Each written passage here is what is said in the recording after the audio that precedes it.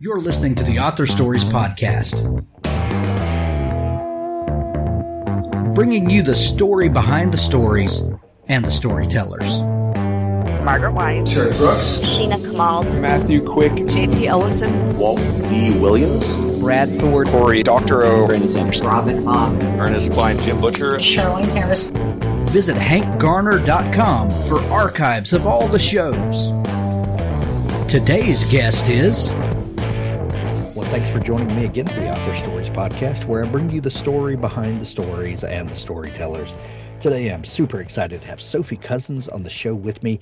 She has an amazing new book. It's called Just Haven't Met You Yet. And what a fun read this book is. You know, sometimes you just need to take a break from all of the the dire news of the world and just, fall, in love with some characters that you just have a great time with. And Just Haven't Met You Yet is one of those books, and the perfect gift for that special someone on your gift-giving list this year. Sophie, thank you so much for taking time to come on the show today. Welcome. Oh, thanks so much for having me on, Hanks. Lovely to be here. I'm excited to have you. Sophie, we begin each show with the same question, and that question is, what is your first memory of wanting to be a writer or storyteller? My first memory, I think, when I was very little, I used to do these plays for my little brother. He was like my first audience, and we'd kind of clear the bed and we'd have like teddy bears, and I would make a story for him, and he was such a kind of eager listener. And I think that was the point at which I fell in love with telling stories and seeing the effect that you could have on somebody else with your storytelling. So that was definitely the beginning. I love that. Sophie, there's an interesting thing that happens with storytellers, and that's that, you kind of know deep down inside that there'll be books that come, out of you, and that you'll tell stories that make it out to the world. But for most of us, there, are things that get in the way of that, and earning a living and starting a family and things like that. And then writing has a way of coming back around to us. What have you been doing before you began writing full time? What were you doing professionally? So it's interesting you say that, yeah, because I was a television producer for 12 years. That was my kind of main career out of university, which was a creative industry, but a kind of different art form. But in the back of my mind, I was always thinking about writing, and I was always trying to, do little projects here and there. I always had a book on the go. But yeah, it's only since I left TV that I really have the time to commit to getting a book finished and sent out into the world. So you worked for a number of years in TV production. What led you to working in that field? So now that is a whole can of worms. So actually, I was on, I don't know if you guys had a dating show in the US called Blind Date. But this was a big thing in 2000 in the UK. And it was like a dating show where you would have a guy and he had 3 girls that he couldn't see, and he had to ask them questions and then pick one. And when I was at university, I went as a contestant on this show, and that was my first experience of like TV production behind the scenes. And I saw what a producer did, and I saw what a researcher did. And I also saw that, like, hey, hang on a minute, people get paid to just talk to people about dating and go on holiday. This seems like a really, really good job. I want to do that. So being on a show is what gave me the first kind of instinct that it looked like a fun industry to work in. We do have a show, or we have had a show like that here in the U.S. I think it was called The Dating Game. But yeah, where you're interviewing people behind a barrier of some sort. Yes, that's exactly what it was. Yeah.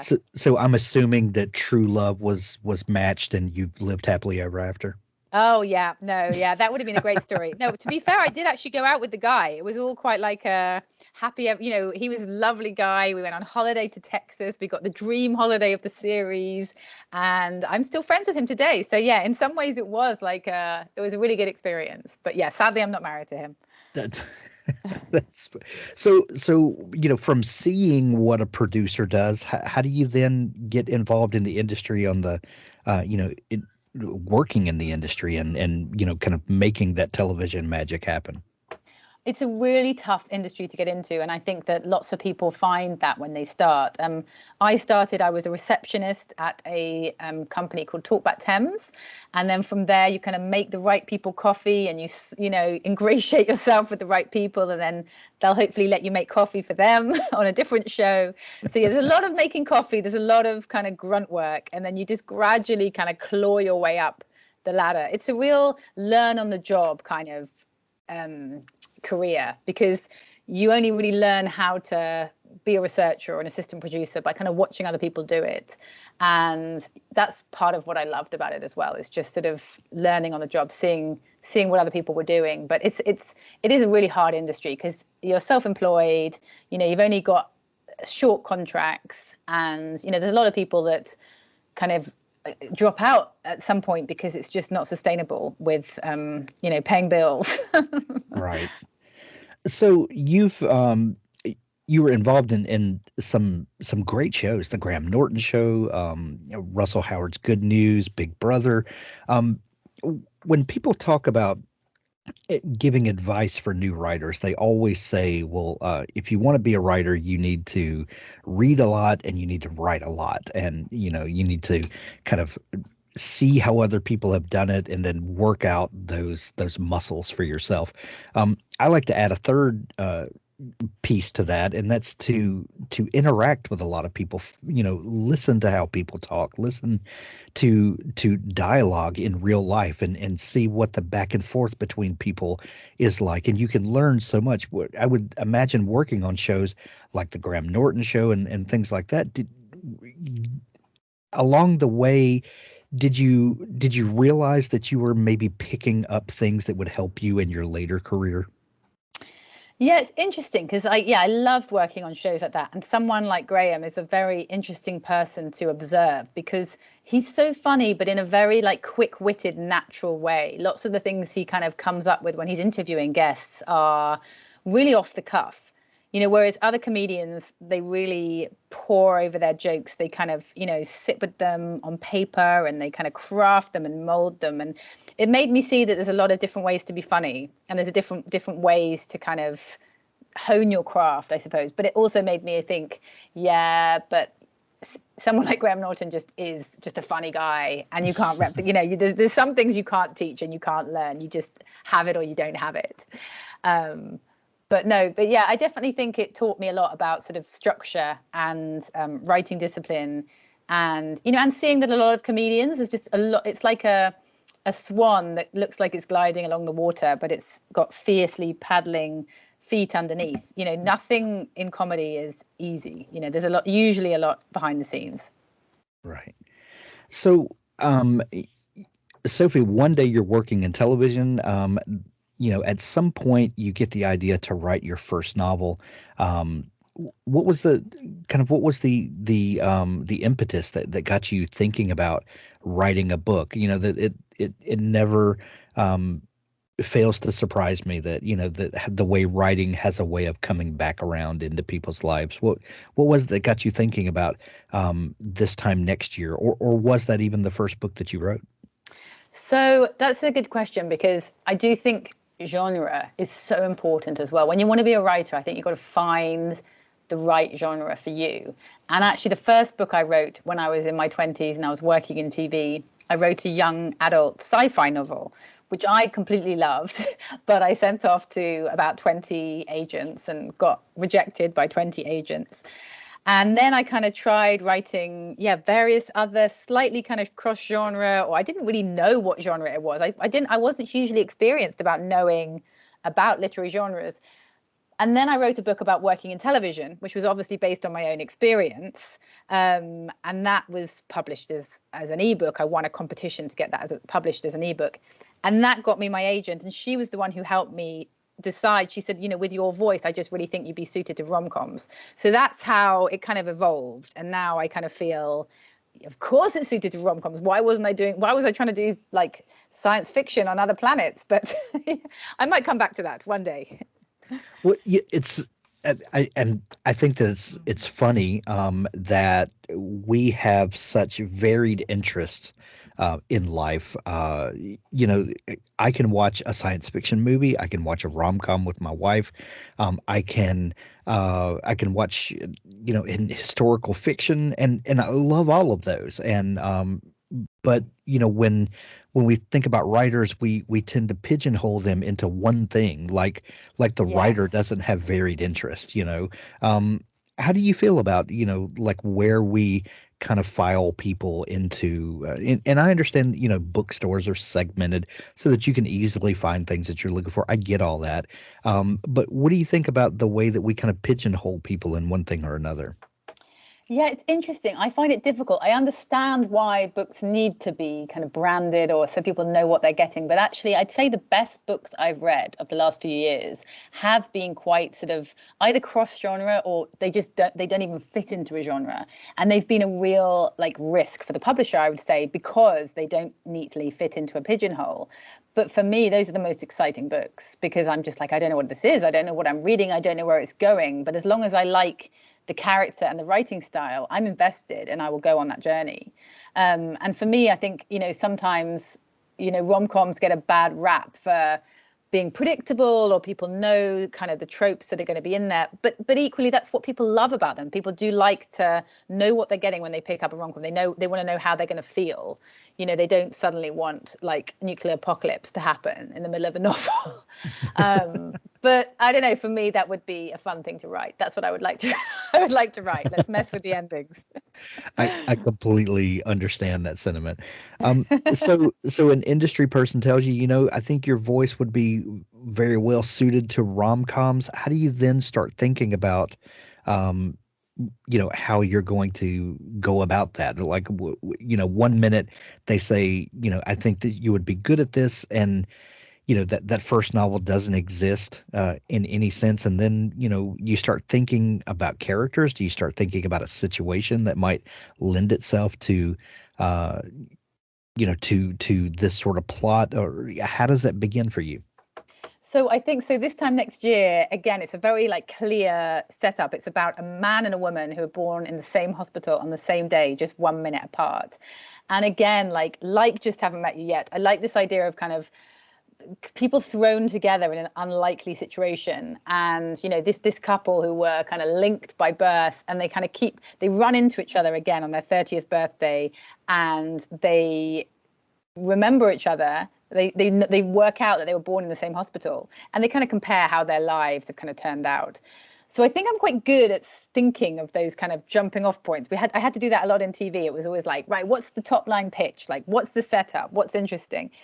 And I think then from there, though, there was a certain naivety I had when I wrote This Time Next Year, because I didn't know a huge amount about the genre. I didn't know a lot about the tropes involved and the expectations of romance readers. So I just wrote it very naively, thinking of the kind of stories that I like to watch, very heavily influenced by rom-com films, I think.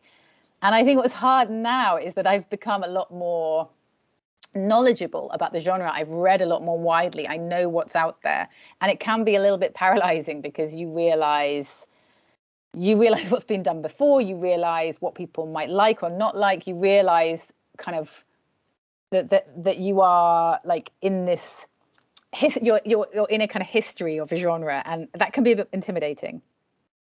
Dabble is a proud sponsor of Author Stories.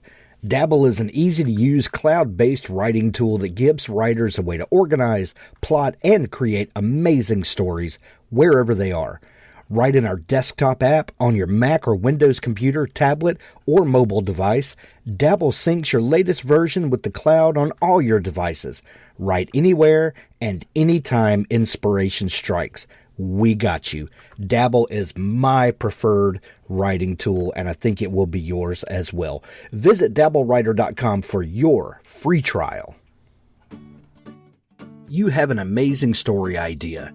You execute the writing and editing flawlessly, and now the only thing missing are readers. We can help you go from author to author superhero with Story Origin. Story Origin is a one-stop shop for marketing tools with a community of amazing authors working together to find reviewers, build mailing lists, increase sales, and collect feedback from beta readers.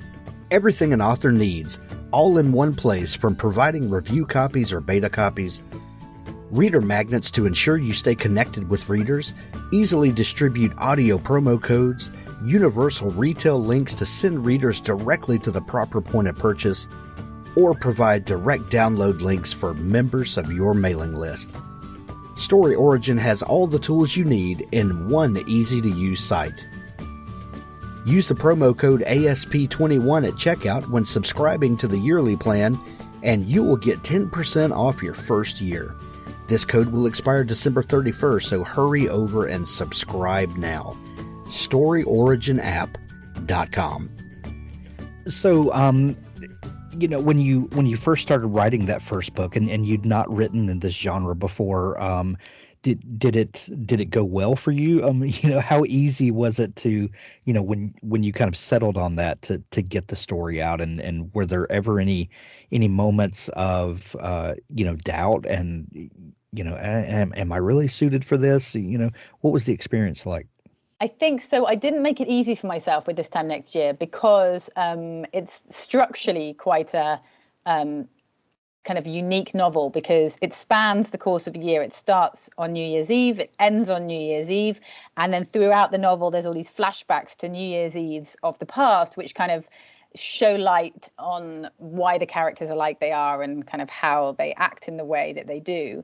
And it's it's all themed about the expectations of New Year and resolutions, and so I really like that side of it. But I was kind of making it hard for myself because I knew that the story had to span the length of a year. And that was hard because I did kind of get to halfway through and think, well, kind of feels natural that they might get together by now, but I've got 6 months to go, and, had to kind of think of a few more obstacles. But yeah, other than that, I think it was, for me, it's always character based. So once you've got the characters, it's just interesting to be like, right, what would they do now? What terrible thing could I put in their way that's going to stop them getting their happily ever after? And then let's do that. So, yeah. Do you consider yourself a pantser or a plotter in your writing style? Definitely a pantser, but I'm now really realizing how much time is wasted from being a pantser, because for me the fun of it is like I read Stephen King, I know, is a famous pantser, and he talks about he has the setup, he has the characters, and then he just goes on the journey with them, and that's kind of part of the fun of it for him. And that really kind of resonated with me, because I love to write and not know where it's going, because then that's where some of the weird, quirky kind of ideas just jump at you as you're writing. But that also does make it hard, because you can end up kind of going off on a tangent, or not, having to go back and fix stuff or rewrite in, subplots and themes. So yeah, maybe I would like to become a planner. That's my aim going forward, is to evolve into a planner. So from This Time Next Year, the new book that's out now is Just Haven't Met You Yet. What was the initial setup that got the wheels turning for you on this book? So that was definitely, I wanted to set the book in Jersey. I had this suitcase idea. So that for me was the jumping off point of, what if you picked up the wrong suitcase at an airport and fell in love with the contents? And then I think it was about the character evolution. So, once I'd put Laura in that situation where she'd picked up the wrong case and she'd found these contents that she just decided, right, this guy has to be my dream man. He's like reading my favorite book. He's got music by my favorite musician. He's got the kind of perfect jumper that I'm completely obsessed with. That was the starting point. And then she goes on this adventure around the island, and she's in Jersey because she's writing the history of how her parents met. They had this amazing romance story, and so she's kind of retracing their footsteps. So it's then interweaving these two storylines of kind of her looking for the suitcase owner, but also her kind of looking for her parents' story and uncovering a little bit about herself on the way.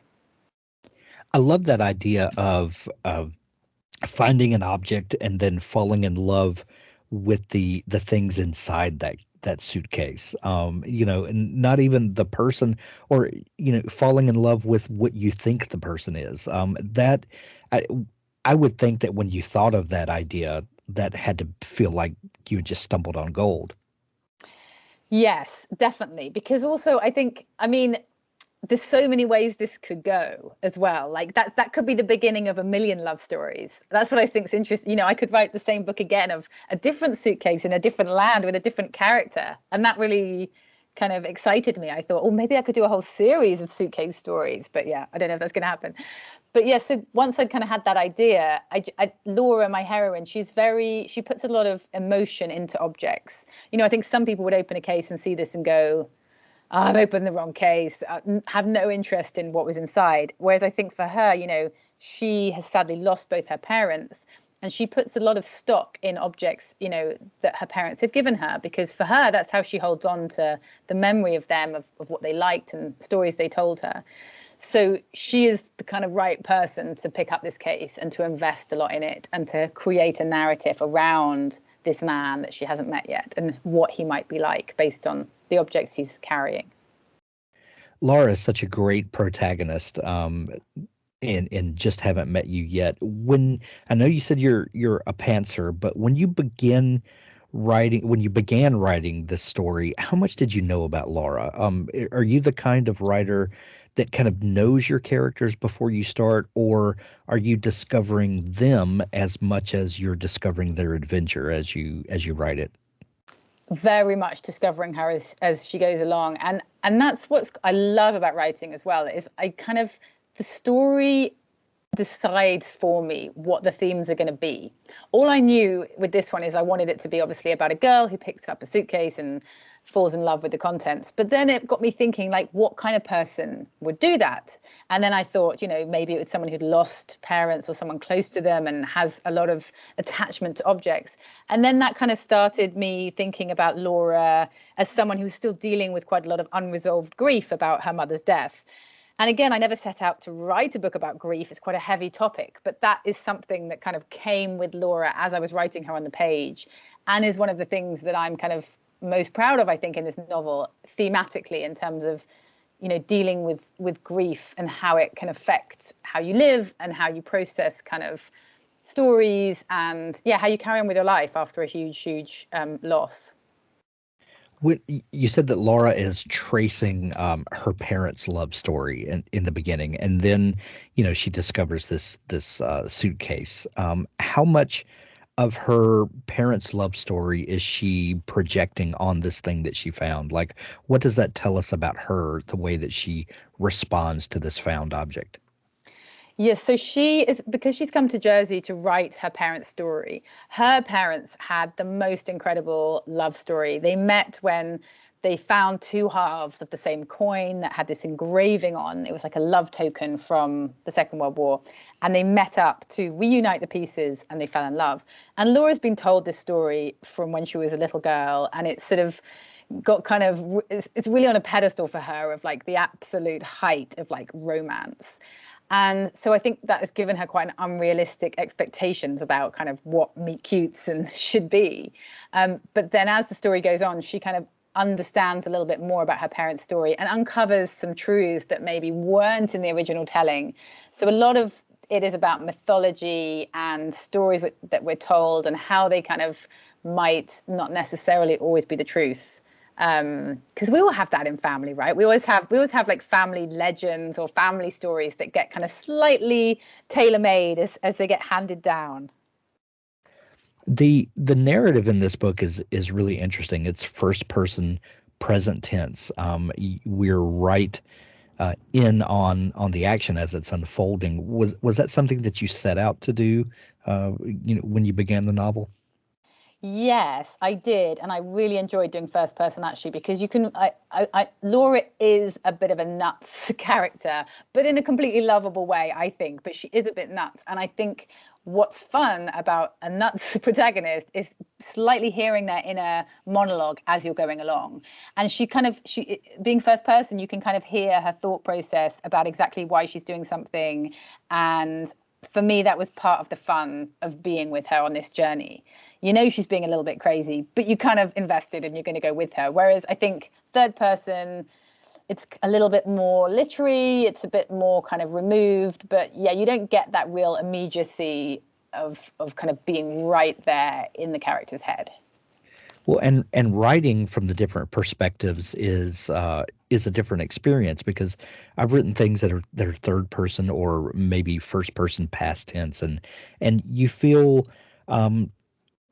disconnected in a way that you feel like an observer. But writing in that first person voice, it's almost like you're discovering the story along with the reader as you go. There's not a it almost feels like that there's not a lot of planning because you're experiencing it as you're writing it. What was that experience like for you? Well, it's interesting because I do think that sometimes I had a struggle with Laura, because I think also when you've got a first person character and every chapter is from their point of view, you're with them a lot, so you've really got to like them. And yeah. I think Laura might be the kind of character some people would find like maybe a little bit too much, but I think in general you're invested and you're with her. And that did take me a little bit of time. I had to kind of make sure she was coming from a good place. I had to put good friends around her.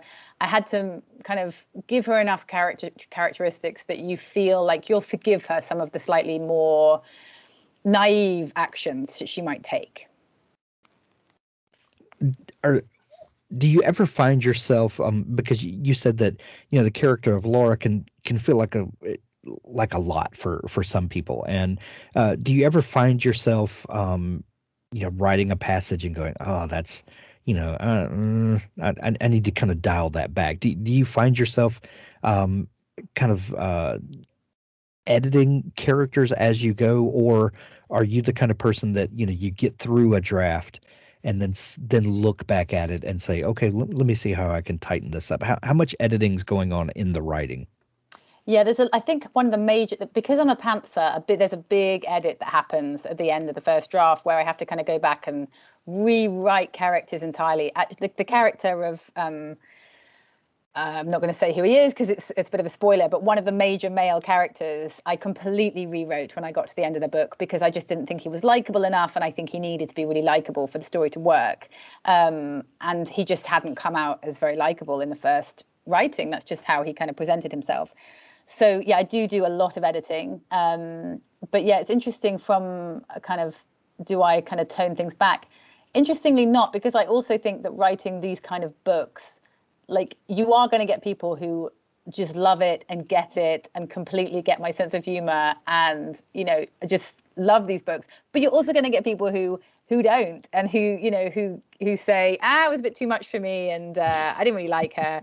But I'd rather that, I would rather people have a strong feeling than just be meh, 3 stars. I'd rather get all 5 stars and 1 stars than meh, 3 stars.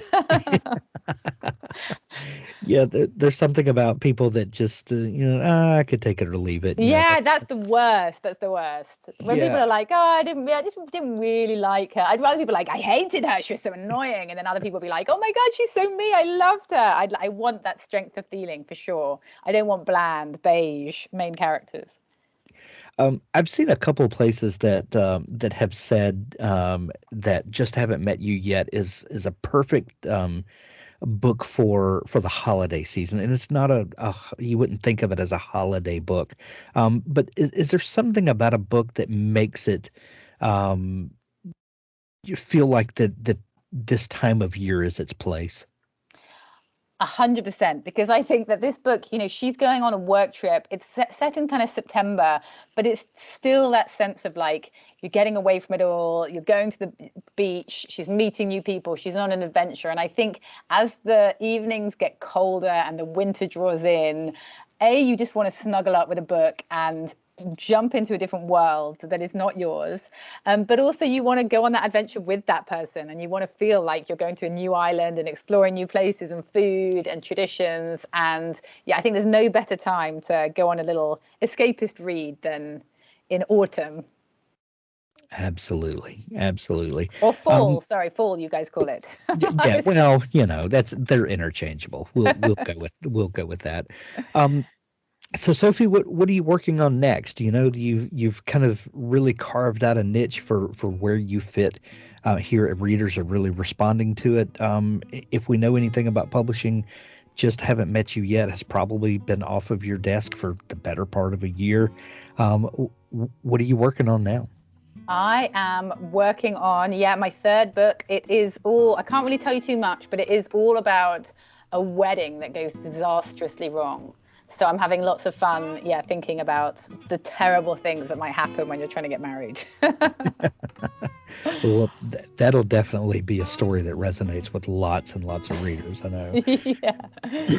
Just Haven't Met You Yet is available everywhere now in Kindle edition or paperback. I have the paperback right here beside my desk, and it's great gift size for this year. That's I'll just put it that way when slipping someone's stocking. Also, it's available in audiobook. Have you listened to the audiobook yet, Sophie? I have. And you know what? I've been blown away by the audiobook because I think actually First Person Present is a really hard book to read because there's a lot of kind of unconscious thoughts that just kind of go on. And Charlotte Beaumont, who reads this, is so brilliant. I found myself listening to it, laughing at my own jokes, which is really embarrassing, but only because her delivery is so excellent. I really recommend the audiobook. I think it's the perfect kind of book to listen to because you're just literally in her head the whole time. You're right in that this type of narrative is a difficult to pull off an audiobook sometimes because it feels so immediate. But when done right, it's the perfect listening experience for sure. Just Haven't Met You Yet is available everywhere now. We're going to have links to it in the show notes of this episode. Sophie, if people are just discovering you, is there a place where they can connect with you online? They can jump onto my website, which is sophiecousens.com, or best place to find me is on Instagram. I'm at Sophie_Cousens with an E. Reach out, connect, tell me how you like the book. Fantastic. We'll put links to it in the show notes to make it easy for folks to find you. Sophie, this has been so much fun chatting. Thank you so much for taking time to come on the show. Thanks, Hank. I really enjoyed talking to you. Now stay tuned for an audiobook excerpt from Richard Gleaves' The Jason Crane series. What in the name of Carl Sagan was he doing in the cemetery on Halloween? What was he thinking? He whirled, expecting the Headless Horseman himself to be waiting on the road ahead. Or was he lurking behind? He wanted to run, but now the bridge ahead worried him. Doesn't the horseman haunt bridges? Could he avoid crossing it somehow? It terrified him. Why? It was just a stupid bridge. The gloom beneath could have been the lair of a troll. Billy Goat's Gruff. Mama used to read that. The troll waits beneath for the fattest, sweetest goat. Jason thought he saw something on the far end of the bridge, a shape of some sort. He stepped onto the bridge and gripped the knotty railing. He felt the ground drop away beneath as he edged forward. His eyes remained on the shape. It's nothing. It's nothing. Is it nothing? No troll attacked him as he reached the other shore. The looming shape was only a stupid stairwell opposite the bridge that climbed up the hill and into the main cemetery. He turned left and ran, admitting defeat and letting the fear take him over. He ran southward down the long, dark road. His initial burst of adrenaline ran its course and he slowed, then walked again, limping a little. Headstones slipped past on the right. He still had enough light that he caught his reflection occasionally in the polished stone. He looked very young and very thin. He could feel his vulnerability as he walked along. He grew aware of his own body, the touch of his starchy dress shirt and his jacket and the soft weight of his backpack. He saw himself reflected in the headstones, just a container of warm fluids, flimsy work for a blade or a hoof or a sword. He felt shatterable and transient, and his next breath was not guaranteed, oh no. The leaves made a faint oceanic rustle all around. The insects sang their three-note songs. Jason Crane, Jason Crane, Jason Crane. Jason sang a wretched pop song as he walked, something about having no self-control and no bitches and not enough money. He sang it softly, absent-mindedly, as if reciting a psalm. He passed Reese, Finnerton, Bain, Ekdal, Forest, Black, Small. There. He saw the gate at the end of the road. But the gate would be locked, he remembered. He would have to climb the embankment and cross over the churchyard. He could see the spire of the church above and the weather vane spinning against the sky.